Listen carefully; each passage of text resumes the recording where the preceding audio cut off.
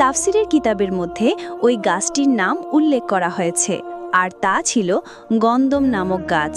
এরপর হজরত আদম আলাইহিসসালাম ও বিবি হাওয়া আলাইহিসসালাম অতীব আনন্দে আরাম আয়েশের সাথে বেহেশতে বসবাস করতে লাগলেন। এদিকে শয়তানকে আল্লাহ তাআলা বেহেশতের বাইরে বসবাসের নির্দেশ দেন। সেখানে বসে হজরত আদম ও হাওয়া আলাইহিসসালামের সর্বনাশের চিন্তায় দিনরাত ফিকির করতে থাকে। বেহেশতে থাকাকালীন সময় সে যে সকল দোয়া ও দুরুদ পাঠ করে কঠিন কঠিন কাজ আয়ত্ত করত, সেই সমস্ত দোয়া সে পাঠ করল। এক সময় সে ইসমে আজম পড়া শুরু করল।